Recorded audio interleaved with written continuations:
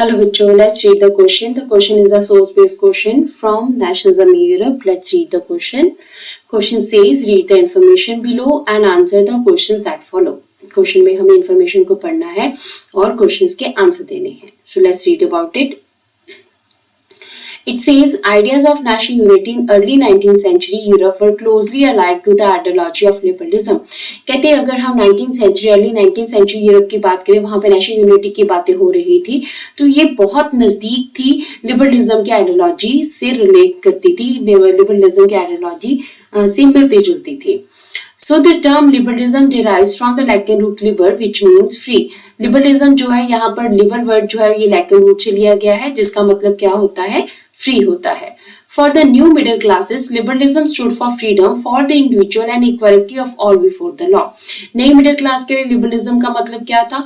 हर individual जो है उसको फ्रीडम मिलनी चाहिए और हर इंडिविजुअल जो है वो लॉ के सामने उसको बराबरी मिलनी चाहिए मतलब इक्वालिटी बिफोर लॉ होनी चाहिए.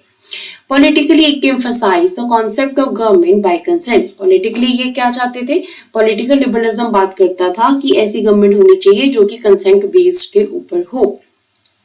Since the French Revolution की अगर हम बात करें, liberalism has stood for the end of autocracy. तब से जो है लिबरलिज्म किस चीज की बात करता है? ऑटोक्रेसी को एंड करने की, मोनार्की को खत्म करने की, and clerical privileges and a constitution and representative government through parliament. किन किन चीजों की बात वो फ्रेंच रेवोल्यूशन से ये कर रहा था? ऑटोक्रेसी को एंड करना, मोनार्की सिस्टम खत्म करना है, क्लरिकल प्रिविलेजेस खत्म करनी है, एक कॉन्स्टिट्यूशन बनाना है, रिप्रेजेंटेटिव गवर्नमेंट बनानी है. कैसे बनानी है? Through the parliament. पार्लियामेंट होगी, वो कॉन्स्टिट्यूशन बनाएगी और गवर्नमेंट बनाएगी. 19th century liberals also stress the inviolability of private property. Private property को भी फिनिश करने के ये फेवर में थे. स्ट्रेस दिया इन्होंने इस चीज के ऊपर. European governments were driven by a spirit of conservatism. European government जो है अब ये क्या चाहती थी? इन्हें कंजर्वेटिज्म बड़ा पसंद था. Conservatives believe that established traditional institutions of state and society like the monarchy, the church, the social hierarchies, the property and the family should be preserved.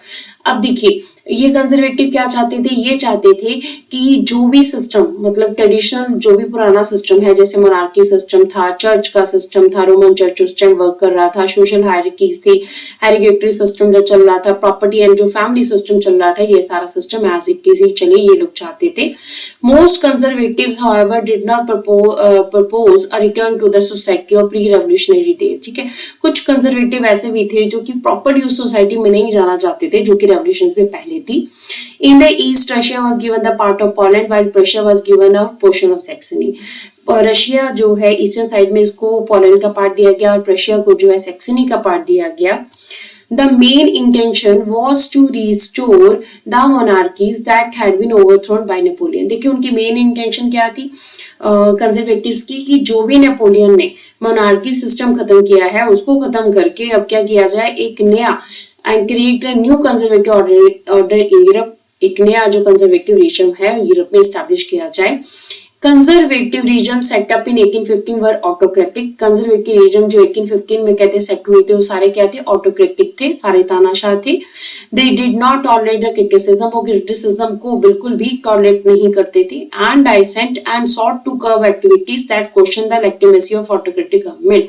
ठीक है, वो टॉलरेट बिल्कुल भी नहीं कर सकते थे अपनी क्रिटिसिज्म को. उनकी कोई क्रिटिसिज्म करे, उनको रिलीजियस बेसिस के ऊपर कोई क्रिटिसाइज करे, उनके ऊपर ऑटोक्रेटिक गवर्नमेंट की लेजिटिमेसी के ऊपर, उनकी लीगल होने के ऊपर कोई भी क्वेश्चन करे इनको बिल्कुल भी अच्छा नहीं लगता था.